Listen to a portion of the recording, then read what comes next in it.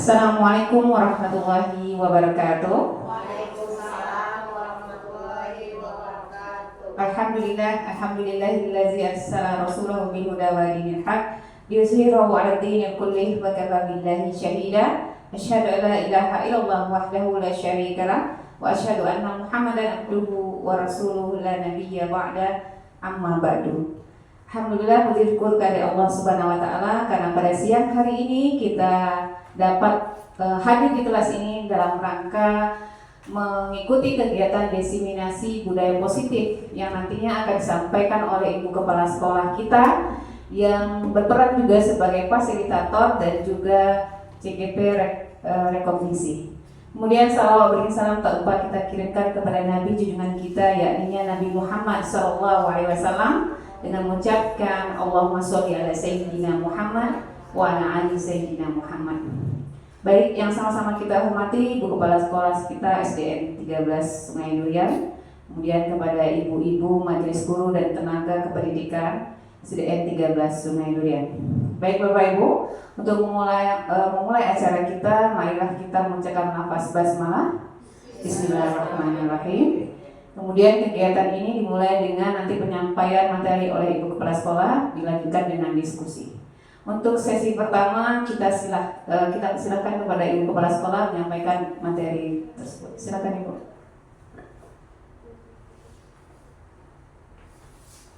Baik, terima kasih kepada Ibu ya selaku hostnya pada hari ini, pembawa acaranya. Bismillahirrahmanirrahim. Assalamualaikum warahmatullahi wabarakatuh. Waalaikumsalam warahmatullahi wabarakatuh. Rabbi shrah li sadri wa yassir li amri wahlul 'uqdatam min lisani yafqahu qawli.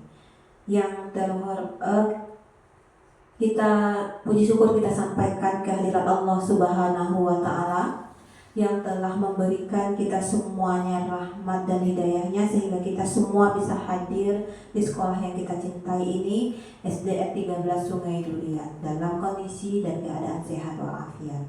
Sholawat beriring salam tentunya tidak lupa juga kita sampaikan kepada Nabi besar Muhammad Sallallahu Alaihi Wasallam. Yang terhormat Bapak Ibu pendidik dan tenaga kependidikan yang ada di SDN 13 Sungai Durian. Pada hari ini kami meminta waktu kepada Bapak Ibu semuanya untuk menyampaikan sosialisasi tentang budaya positif. Ini berkaitan juga dengan tugas kami sebagai seorang fasilitator dan CGP rekognisi yang memfasilitasi angkatan 10 saat ini, di mana kami selaku Kepala SDN 13 Sungai Durian berkewajiban untuk menyampaikan karena ini sangat berpengaruh untuk proses belajar mengajar di sekolah kita. Baiklah, Bapak Ibu, di sini kami selaku fasilitator dan CGP rekognisi, kami juga difasilitasi juga oleh seorang fasilitator, itu Bapak Suweno nama beliau. Kemudian kami juga dibina juga oleh Ibu pengawas kita, Ibu Adis Hikmi. Terima kasih kami ucapkan kepada beliau berdua. Selanjutnya Bapak Ibu, ini dia gambar kita yang cantik-cantik dan manis-manis. Ya, kasih semangat dulu, tepuk tangannya semuanya. Oke, lanjut. Oke, Bapak Ibu, kalau rasa-rasanya mengantuk, mau aja permennya. Oke, lanjut. Sebelum kita mengetahui apa itu budaya positif, kita harus mengetahui terlebih dahulu makna kontrol. Ya, kontrol itu apa? Yang ini disampaikan oleh seorang ahli namanya Dr. William Glasser. Ya, Dr. William Glasser ini menyampaikan ada 4 jenis kontrol yang harus kita pahami. Yang pertama, ilusi mengontrol murid. Yang kedua, ilusi bahwa semua mendukung positif dan bermanfaat. Yang ketiga, ilusi bahwa kritik dan membuat orang merasa bersalah dapat memperkuat karakter. Yang keempat, ilusi bahwa orang dewasa itu memiliki hak untuk memaksa. Ya, itulah yang disampaikan oleh Dr. William Glasser ini. Baik, ini dia yang harus kita pahami bahwa ada yang namanya perubahan paradigma dalam belajar. Bagaimana seseorang bisa berubah dari paradigma stimulus respon kepada pendekatan kontrol?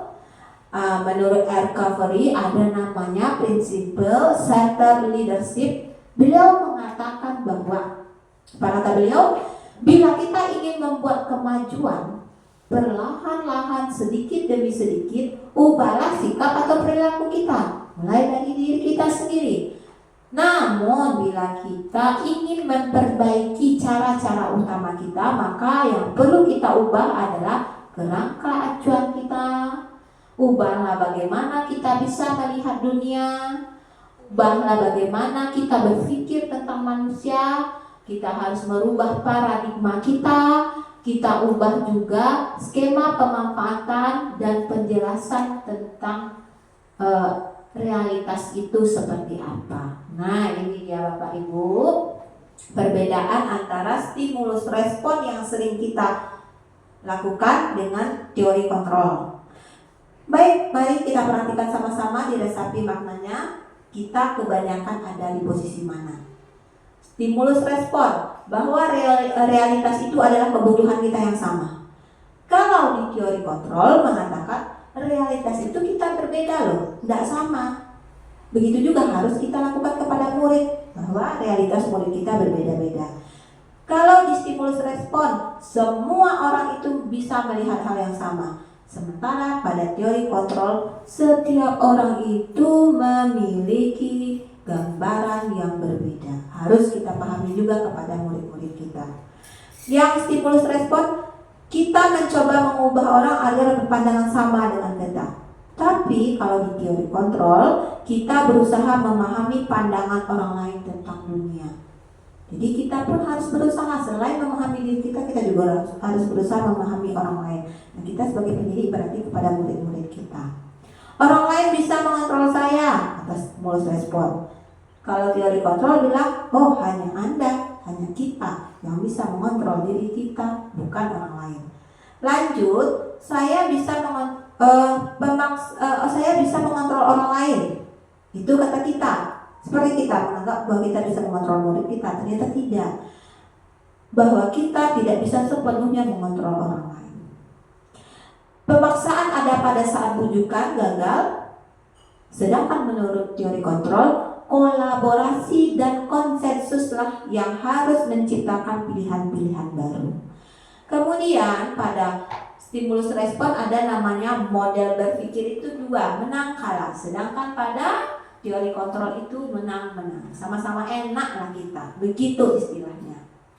Next, nah seperti yang sudah kita ambil di sekolah kita dari awal kita mengisi rencana hasil kerja bersama dari bulan Januari pada PMF, kita sepakat bersama-sama mengambil indikator disiplin positif ya Bapak Ibu. Oke ya, jadi Bapak Ibu sebenarnya sudah paham apa saja yang harus dilakukan pada disiplin positif tersebut. Pemikiran Ki Hajar Dewantara yang juga sejalan dengan pandangan Dayan Gosen dalam bukunya Destructive School Discipline 2001. Dayan menyatakan bahwa arti dari kata disiplin berasal dari kata disiplina yang artinya belajar. Jadi artinya belajar ya. Kata disiplin berasal dari akar kata yang sama dengan disciple atau murid. Jadi murid itu adalah pengikut. Begitu. Untuk menjadi seorang murid atau pengikut, seseorang harus paham betul alasan mengapa mereka harus mengikuti suatu aliran tersebut. Sehingga motivasinya itu termotivasi dari dalam diri sendiri. Jadi kita harus menanamkan rasa kepada murid kita, buat apa mereka datang ke sekolah, buat apa anak-anak kita itu menerima pelajaran dari kita. Maka harus itu yang kita tanamkan, baik pada diri kita. Kalau pada diri kita guru apa? Untuk apa kami datang ke sekolah? Apakah hanya dengan disiplin? Apakah hanya untuk memenuhi ekspektasi atasan? Atau hanya untuk memenuhi tugas saja? Tanpa ada motivasi yang lebih baik lagi. yang lebih ikhlas lagi, yang betul-betul untuk mendidik anak bangsa ini supaya menemukan jati diri mereka lebih baik lagi. Next. Dan menurut Dayan, disiplin diri dapat membuat seseorang menggali potensinya menuju kepada sebuah tujuan, sesuatu yang dihargai dan bermakna. Dengan kata lain, disiplin juga mempelajari bagaimana cara kita mengontrol diri, bagaimana kita menguasai diri untuk memilih tindakan pada yang mengacu pada nilai-nilai yang kita hargai. Itu menurut Dayan. Next. Nah, ini yang harus kita betul-betul pahami. Kalau tadi yang orang berdua tadi itu Bapak Ibu, beliau itu orang luar. Nah, sekarang kita punya pakar pendidikan, Bapak Pendidikan Indonesia yang harus kita ikuti, yang sekarang filsafat-filsafat beliau menjadikan, dimasukkan ke dalam yang namanya saat ini kurikulum Merdeka. Menurut beliau, Ki Hajar Dewantara, disiplin itu sebagai bentuk kontrol diri, yaitu belajar untuk kontrol diri agar dapat mencapai suatu tujuan mulia. Tujuan mulia di sini mengacu pada nilai-nilai atau prinsip-prinsip mulia yang dianggap seseorang. Kita namakanlah nilai-nilai tersebut sebagai nilai-nilai kebajikan, yaitu nilai-nilai kebajikan virtual universal. Nilai-nilai ini merupakan payung besar dari sikap dan perilaku kita, atau nilai-nilai ini merupakan fondasi kita berperilaku. Nilai-nilai kebajikan adalah sifat-sifat positif manusia yang merupakan tujuan mulia yang ingin dicapai oleh setiap orang. Jadi Bapak Ibu, itulah yang dimaksud dengan disiplin positif yang dikemukakan oleh Bapak Pendidikan kita. Bapak Ibu, kita sebelum mengajarkan apa itu profil pelajar Pancasila kepada ananda kita, tolong kita dahulu yang terlebih dahulu memahami dan melaksanakan dalam kehidupan kita profil pelajar Pancasila itu. Yang pertama, ya, beriman, bertakwa kepada Tuhan Yang Maha Esa dan berakhlak mulia. Maka kita dahulu yang beriman, bertakwa kepada Tuhan Yang Maha Esa dan berakhlak mulia. Kita guru terlebih dahulu, kita pendidik terlebih dahulu. Maka dengan tenang kita bisa mengimplementasikan, menyampaikan kepada murid-murid kita. Selanjutnya itu adalah namanya mandiri. Nah, mandiri itu kita harus mengajarkan sedari kecil sifat-sifat mandiri daripada ananda kita. Bagaimana ananda-ananda kita itu bisa berusaha sendiri menyelesaikan persoalan-persoalan yang ada pada diri mereka dengan bimbingan kita. Lanjut, bernalar kritis. Berilah materi-materi pelajaran yang bisa membuat ananda kita berpikir, bernalar kritis. Jangan hanya disuruh mencatat, membaca, menulis. Jangan seperti itu. Ya, kan itu sudah ada yang namanya aplikasi PMM, di situ sudah banyak Bapak Ibu. Di PMM itu tidak hanya pengelolaan kinerja, tapi juga banyak soal-soal yang bisa Bapak Ibu download. Bahkan Bapak Ibu bisa masuk ke dalam itu dan membuat komunitas belajar bersama murid-murid kita. Pelajari itu Bapak Ibu. Kita itu adalah bagian dari nalar kritis kita sebagai guru. Ya, jadi saya mohon nanti Bapak Ibu bisa memanfaatkan aplikasi tersebut dari segala macam segi. Lanjut, berkebinekaan global. Maksudnya ananda itu tahu bahwa kita ini beragam-ragam, saling menghormati secara keseluruhan. Indonesia ini luas, berbanyak bermacam-macam suku, ras, agama. Lanjut, ananda kita ajaklah mereka bergotong royong, saling peduli sesama, dan yang terakhir kreatif. Jadi kreatif itu kreatif yang membangun, bukan yang merusak, bukan yang membuat kerusakan-kerusakan di mana. Lanjut, disiplin positif. Nah, ini dia indikator yang kita ambil di sekolah kita sebagai rencana hasil kerja dan sudah kami observasi di kelas ya, Bapak Ibu. Disiplin budaya positif sekolah adalah suatu budaya sekolah yang mampu mendorong semua warga untuk memiliki kebiasaan baik, berkepribadian unggul, dan berbudi pekerti. Seperti yang disampaikan tadi, ada namanya budaya positif yang disampaikan oleh Dr. William Glasser, menyatakan bahwa yang pertama kita punya kebutuhan yang berbeda. Yang kedua, semua perilaku kita itu memiliki tujuan. Setiap orang itu berbeda-beda tujuannya. Yang ketiga, hanya Anda, diri kita yang bisa mengontrol diri kita. Kita mau disiplin, kita mau tepat waktu, kita yang bisa mengontrol diri kita. Kita mau bermalas-malasan, kita yang bisa mengontrol diri kita.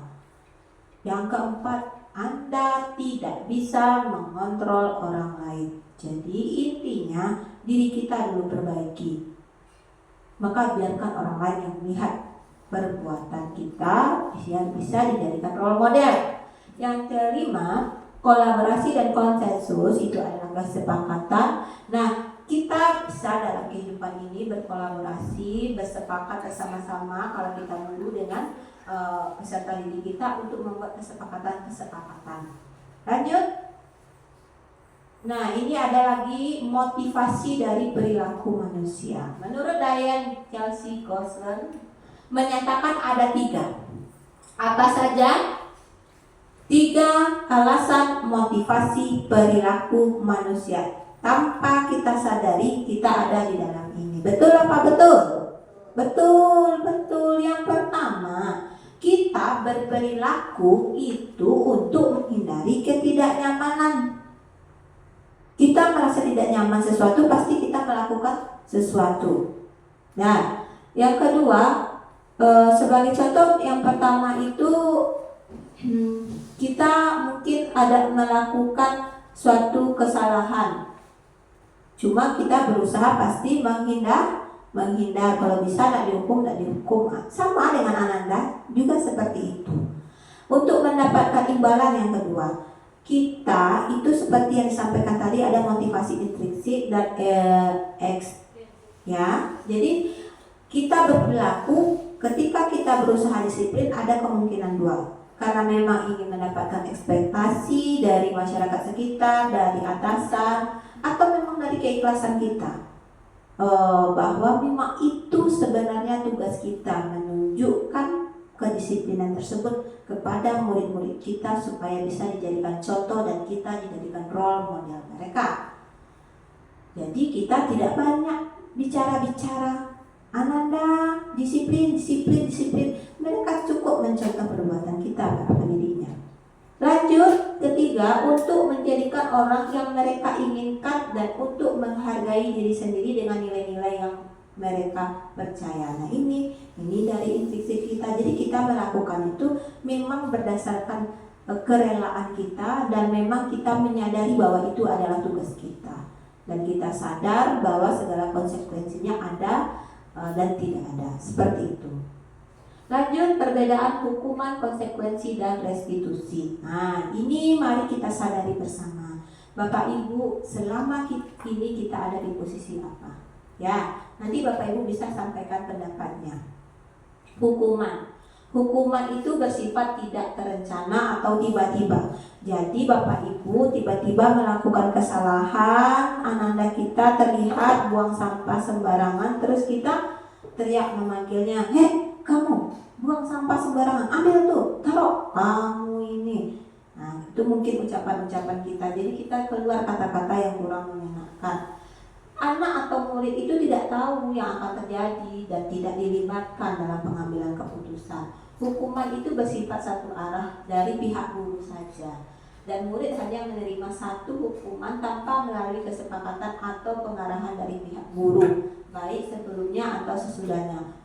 Hukuman yang diberikan itu bisa berupa fisik maupun psikis, dan itu tentu sangat menyakiti baik secara fisik maupun psikis. Jadi kita memberi hukuman itu sudahlah kata-katanya menusuk, ada juga dengan memukul mungkin, tapi kita di sini tentu tidak ada melakukan itu karena kita rata-rata di sini sudah mengetahui bahwa hukuman fisik itu tidak boleh. Cuma yang perlu kita kurangi kalau secara psikis juga tidak boleh begitu. Jadi kalaupun kita merasa oh saya masih ada juga melakukan, mari kita kurangi itu. Lanjut konsekuensi. Disiplin dalam bentuk konsekuensi sudah terencana atau sudah disepakati, sudah dibahas sebenarnya bersama. Ananda di kelas, kalau Ananda melakukan ini, itu ada hukumannya atau konsekuensinya seperti ini. Itu namanya kesepakatan kelas bersama murid. Jadi mereka sudah tahu kalau mereka melakukan suatu kesalahan, misalnya Ananda jika tidak membuat PR, maka Ananda akan mendapatkan konsekuensi menuliskan dalam satu lembar kertas kembali tugas tersebut atau 2 lembar, mungkin seperti itu namanya konsekuensi. Jadi ketika di awal tahun pembelajaran Bapak Ibu sudah menyampaikan kesepakatan dan konsekuensi apa saja yang mereka dapatkan jika melakukan sebuah kesalahan. Lanjut. Ya, yang paling bagus dari semuanya itu namanya restitusi. Apa itu restitusi? Adalah proses menciptakan kondisi bagi murid untuk memperbaiki kesalahannya, sehingga mereka bisa kembali pada kelompok mereka dengan karakter yang lebih kuat. Restitusi juga merupakan proses kolaboratif yang menghadirkan murid untuk mencari solusi untuk masalah mereka dan membantu murid berpikir tentang orang seperti apa yang mereka inginkan dan bagaimana mereka harus memperlakukan orang lain. Contohnya tadi perkara buang sampah pada tempatnya. Mungkin kita bisa menegur Ananda tersebut dengan baik-baik ketika terlihat Ananda buang sampah di tempatnya kembali, kemudian bisa kita tanyakan dulu apakah ini perbuatan yang salah. Kalau salah, Ananda apa yang harus Ananda lakukan? Memang butuh kesabaran yang besar untuk melakukan itu, tapi memang harus kita lakukan supaya Ananda kita menyadari posisinya salah dan dia belajar memperbaiki kesalahannya tersebut tanpa harus kita beritahu. Itu namanya restitusi. Next. Nah, jadi dapat kita simpulkan bahwa untuk hukuman itu namanya gagal, identitas gagal. Sedangkan untuk konsekuensi itu namanya identitas sukses. Kenapa dikatakan gagal hukuman itu? Karena yang pertama, sesuatu yang menyakiti hati dan harus terjadi, pasti sakit hati karena sudah menerima kata-kata yang kasar atau fisik yang sudah tersakiti. Kemudian tentu anak tidak nyaman dalam jangka waktu yang panjang. Lanjut, korban merasa atau Ananda kita kalau kita lakukan hukuman tidak mendapat keadilan, sedangkan murid atau Ananda kita pasti merasa tersakiti. Itu makanya kita namakan dia identitas gagal. Sedangkan yang dua ini, konsekuensi dan restitusi, itu kita katakan sebagai sukses, identitas sukses, karena kalau di konsekuensi sesuatu harus terjadi masih tidak nyaman untuk murid, tapi masih bisa diminimalisir karena jangka waktunya pendek. Kemudian korban itu tidak terasa lama sama mereka, rasa sakit hati itu bisa diabaikan. Kemudian masih ada rasa tidak nyaman tapi sedikit. Sedangkan pada restitusi ini kita bisa memberikan pilihan-pilihan kepada Ananda kita, kemudian bisa kita menguatkan Ananda kita dalam jangka waktu yang panjang karena mereka sudah terbiasa berkolaborasi dan berdiskusi dengan kita. Kemudian lagi Ananda mendapatkan ganti, maksudnya di sini itu kalau ada kesalahan mereka menemukan sendiri apa yang harus mereka lakukan. Jika mereka melakukan sebuah kesalahan, mereka menyadari sendiri dan mereka menemukan sendiri apa yang harus mereka perbaiki dari kesalahan tersebut. Kemudian setelah itu mereka semakin kuat dan semakin memahami bahwa ini benar dan ini salah. Lanjut. Kebutuhan dasar manusia. Nah, ini yang harus kita pahami. Bapak Ibu semuanya, kita semua punya kebutuhan dasar. Apa saja kebutuhan dasar kita itu? Ada 5.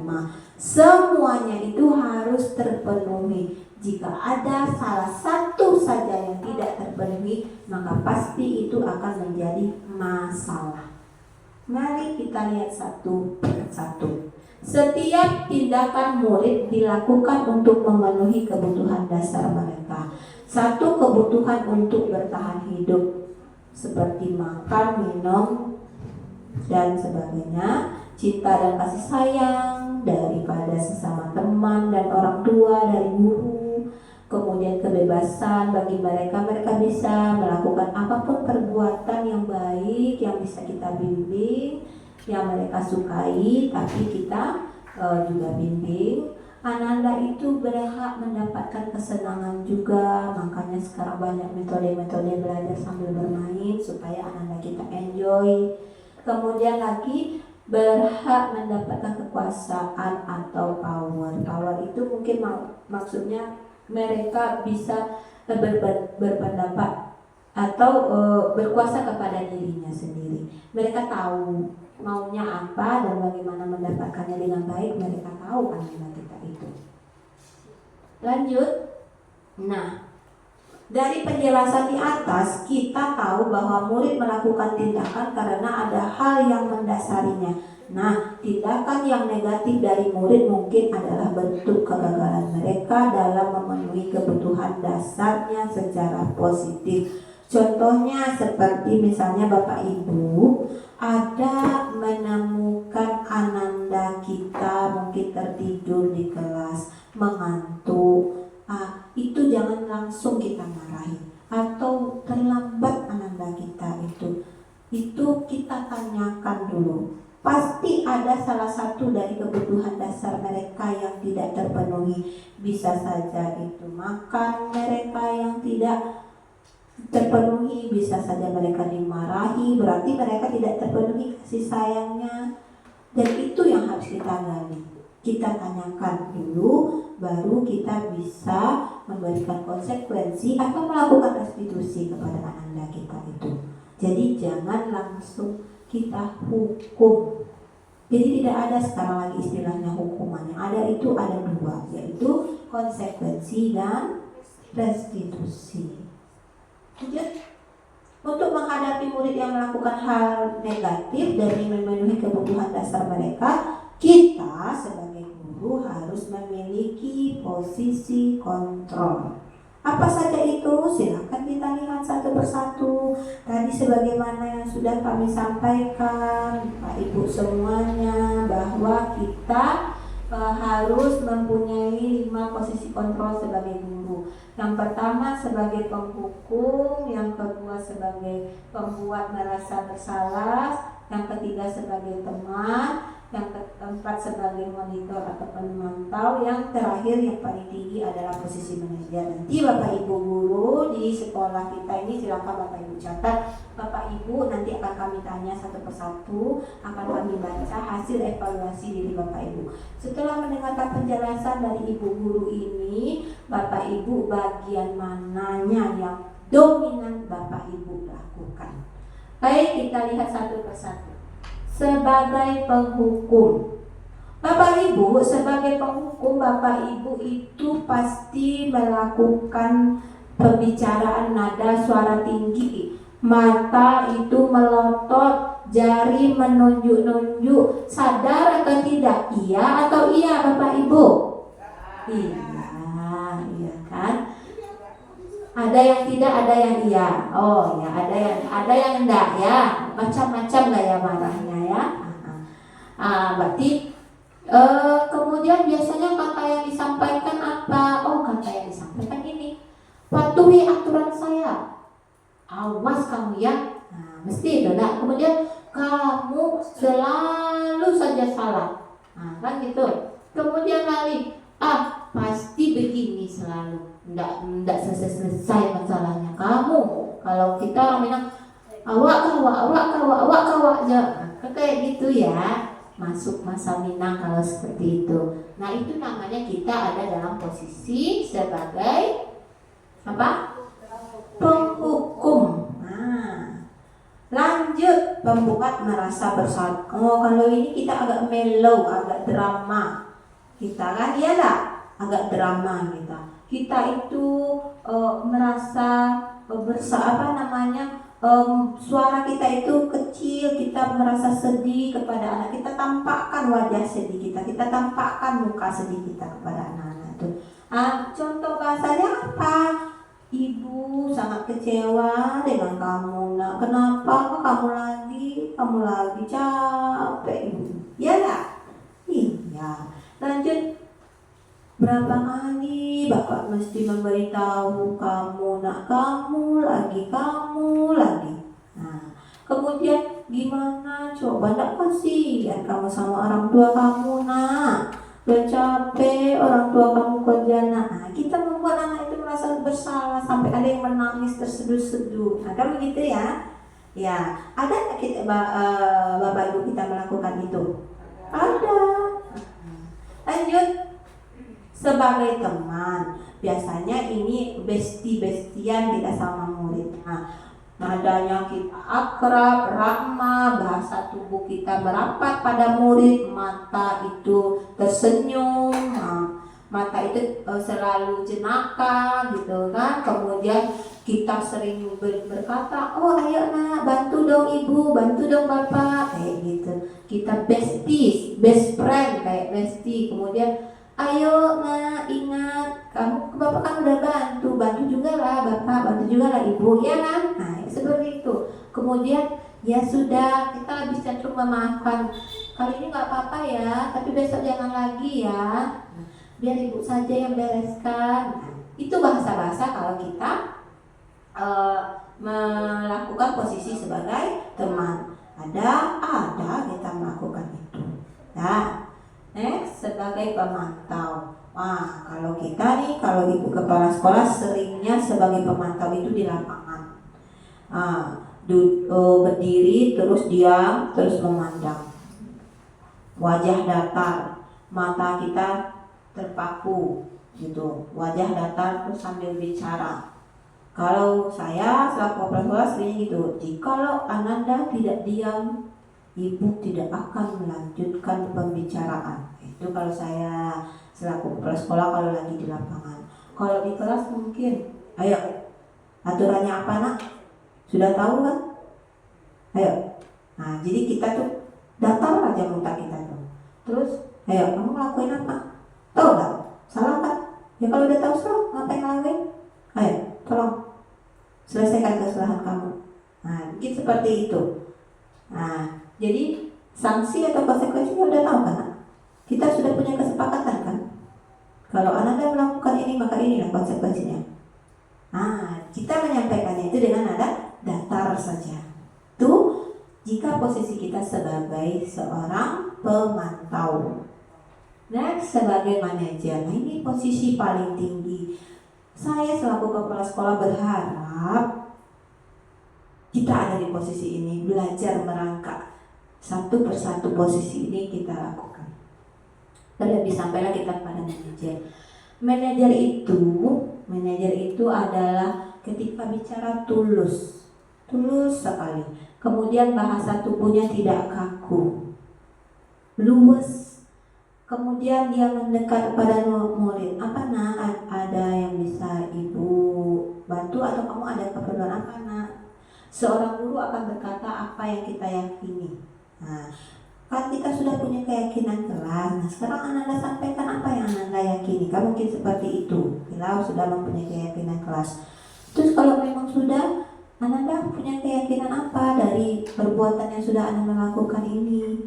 Nah, lagi jika Ananda sudah meyakininya, terus gimana? Bagaimana cara Ananda memperbaiki kesalahan yang sudah diperbuat ini kira-kira nak? Kemudian Ananda punya rencana apa untuk memperbaiki ini? Nah, kurang lebih seperti itulah bahasa-bahasa sebagai seorang manajer. Jadi kolaborasi tadi dengan anak tadi dengan bahasa-bahasa yang tulus lembut. Nah, kalau untuk keyakinan kelas secara gamblang tadi sudah disampaikan oleh salah seorang dari guru kita yaitu Ibu Cici. Namun kami sampaikan kembali secara garis besarnya saja, mengingatkan kembali. Keyakinan kelas adalah nilai-nilai kebajikan universal yang disepakati secara tersirat dan tersurat. Betul nggak Ibu? Ya. Alhamdulillah kita sudah mulai membuat di sekolah kita, karena kita kebetulan ada beberapa orang guru kita yang juga sudah melalui pendidikan guru penggerak. Jadi sudah terpampang nyata di kelasnya masing-masing, dan itu juga sudah diimbaskan di kelasnya yang lain untuk membuat keyakinan kelas. Sudah ada poster-poster keyakinan kelas kita itu. Dan setiap tahun keyakinan kelas itu sama atau ada perubahan? Bagaimana? Ya, ada perubahan sesuai dengan kondisi anaknya. Nggak bisa keyakinan tahun sekarang dipakai tahun depan, bisa apa enggak? Ya enggak lah, anaknya jodoh beda kan. Nah, menerapkan keyakinan kelas di sekolah kita juga merupakan upaya untuk menciptakan kebiasaan yang baik di lingkungan sekolah agar dapat mewujudkan pembelajaran yang berpihak pada murid di sekolah. Keyakinan kelas merupakan nilai-nilai kebaikan yang murid yakin dapat diterapkan di kelas. Keyakinan murid akan suatu nilai adalah yang digunakan untuk mengontrol mereka sendiri agar lebih bertanggung jawab. Jadi keyakinan kelas itu seperti yang sudah disampaikan tadi, mengontrol murid kita. Ini dia cara membuat keyakinan kelas. Diingatkan kembali, sebenarnya tadi udah. Murid mengeluarkan pendapat, mencatat semua masukan di papan tulis ke kertas besar, susun keyakinan, ganti kalimat negatif menjadi positif, tinjau kembali pendapat yang sudah dicatat, ajak murid menemukan nilai kebajikan, tinjau kembali secara bersama. Tadi sudah disampaikan secara gamblang oleh teman kita. Nah, ini perlu ditekankan kembali. Silakan Bapak Ibu buat, karena kita mau tahun ajaran baru dengan murid yang baru nanti. Nah, segi 3 restitusi sebenarnya sudah kita bahas tadi. Sedikit lagi, restitusi itu seperti yang disampaikan tadi adalah proses menciptakan kondisi bagi murid untuk memperbaiki kesalahan mereka sehingga mereka bisa kembali pada kelompok mereka dengan karakter yang lebih kuat. Restitusi juga merupakan proses kolaboratif yang mengajarkan murid untuk mencari solusi untuk masalah mereka dan membantu murid berpikir tentang orang seperti apa. Jadi mereka itu mempunyai tujuan mulia dan bagaimana mereka harus memperlakukan orang lain. Jadi mereka itu mengetahui. Kita sekarang pada miris ya Bapak Ibu, anak-anak kita mungkin banyak, ini lebih pada etika dan adab ya Bapak Ibu. Jadi bagaimana anak-anak itu tahu mana yang benar, mana yang salah. Tidak asal-asalan saja bersikap, itu tugas berat kita Bapak Ibu. Maka pahami itu materi tentang segitiga restitusi ini bersama. Nah, lanjut. Nah, ini dia langkah-langkahnya. Untuk menstabilkan identitas yang kita lakukan adalah kita terus melakukan hal yang terbaik yang bisa kita lakukan. Jadi apa yang terbaik yang ada pada diri kita, kalau kita bisa lebih baik melakukannya, lakukan itu. Contoh, kita mau membuat anak kita tidak terlambat datang, maka kita contohkan dengan kita tidak terlambat datang. Kita menginginkan anak-anak kita masuk kelas dengan tepat waktu, maka kita datang ke kelas masuk tepat waktu. Seperti itu. Validasi tindakan yang salah. Nomor 2. Nah, kita mengetahui, kita tidak asal ngejudge anak, jadi kita mengetahui sesuai yang disampaikan tadi mengenai 5 kebutuhan dasar itu, bahwa setiap perilaku yang terjadi pada anak-anak kita mesti ada alasannya dan perlu kita cari tahu itu. Kemudian kita menanyakan keyakinan kepada anak-anak kita itu. Supaya apa? Kita memiliki motivasi dari dalam diri. Anak-anak kita bisa memotivasi dirinya sendiri. Anak-anak kita itu datang ke sekolah bukan karena takut kepada guru, kepada kepala sekolah, tapi memang niat mereka memang untuk belajar. Berusaha kita menimbulkan itu. Untuk itu, maka kita sebagai guru harus menimbulkan dulu motivasi dalam diri kita. Next. Nah, kurang lebih seperti ini segitiga restitusi itu.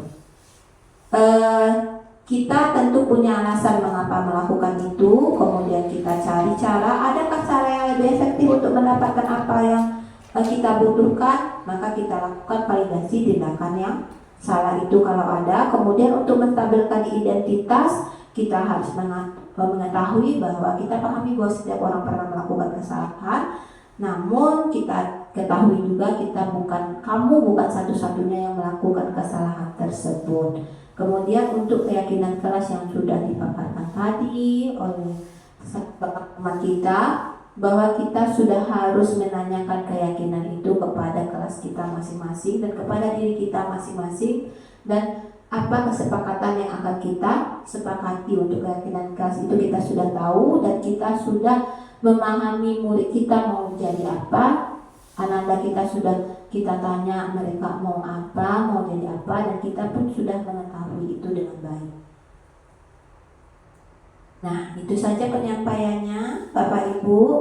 Terima kasih atas waktu yang sudah diberikan. Mohon maaf karena sudah sorean pulangnya. Namun demikian diharapkan kedepannya kita semua bisa menerapkan budaya positif di sekolah kita. Amin amin ya Rabbal alamin. Untuk itu saya ucapkan wabillahi taufiq wal hidayah. Assalamualaikum warahmatullahi wabarakatuh. Kami kembalikan kepada Ibu pembawa acaranya. Baik, Bapak Ibu, kita beri aplaus dulu untuk Ibu Kepala Sekolah kita. Alhamdulillah penyampaian materi yang sangat luar biasa bagi kita semua. Baik Bapak Ibu, untuk tidak memperpanjang waktu, kita buka sesi tanya jawab untuk paling banyak 3 pertanyaan. Paling banyak, oke. Silakan Bapak Ibu yang ingin bertanya.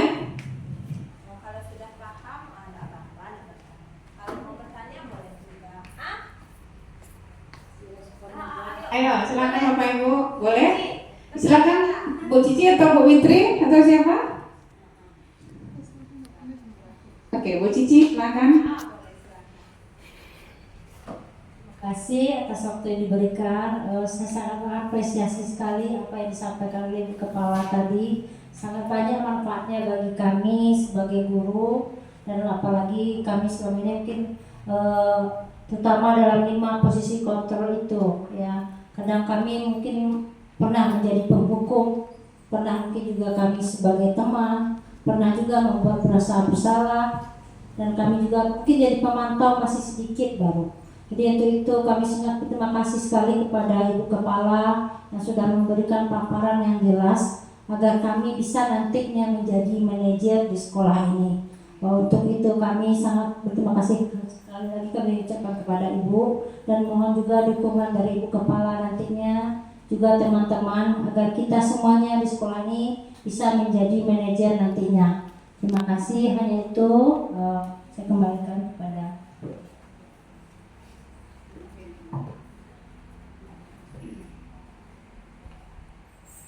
Baik Bu Cici, tadi ucapan terima kasih kepada Bu Kepala Sekolah untuk menguatkan ya. Ada tanggapan Bu Kepala?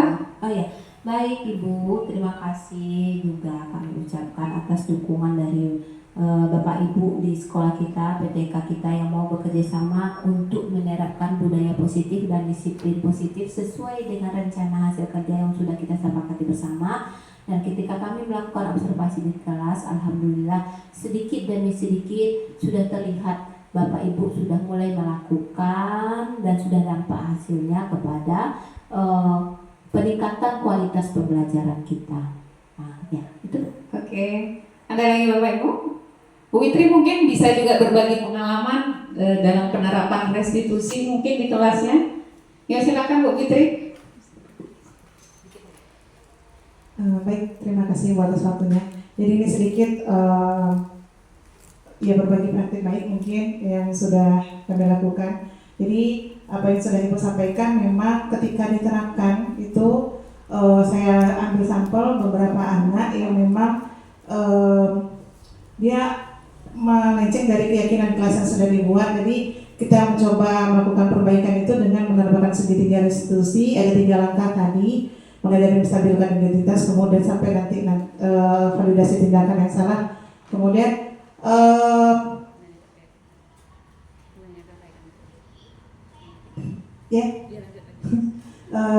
Kemudian ketika sudah dilakukan langkah-langkah dari segitiga restitusi tadi, anak-anak memang mereka menyadari tentang kesalahannya, kemudian mereka memang bisa nantinya melakukan perbaikan dari kesalahan itu. Jadi kalau terkait segitiga restitusi itu memang kembali lagi ke posisi kontrol seperti sudah Ibu Cici bilang tadi. Jadi ketika kita sudah menjadi manajer bagi anak, kemudian dilanjutkan lagi dengan segitiga restitusi, insya Allah anak-anak ini nanti akan larinya ke budaya positif di sekolah. Jadi jika kita memang benahi anak-anak ini memang dari kelas, kita sebagai guru memang betul-betul memahami anak ini, insya Allah anak-anak juga akan membawa perubahan yang nantinya juga dari kelas akan berimbas kepada sekolah. Mungkin itu saja Ibu.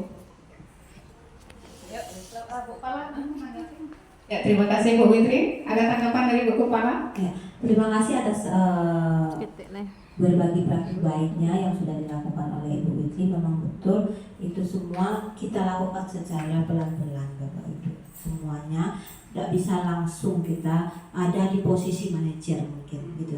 Jadi mulailah. Kalau selama ini Bapak Ibu ada di posisi apa yang pertama tadi Bapak Ibu? Hukum. Kalau maka mulai pelan-pelan kita ada di posisi yang kedua itu apa?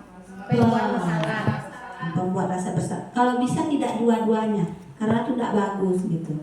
Kita mungkin mulai dari yang ketiga, teman, kemudian Pemantau, kemudian manajer. Jadi kita materinya masuk semua. Iya, masuk materinya mantap. Kita upayakan yang 3 posisi teratas. Siap?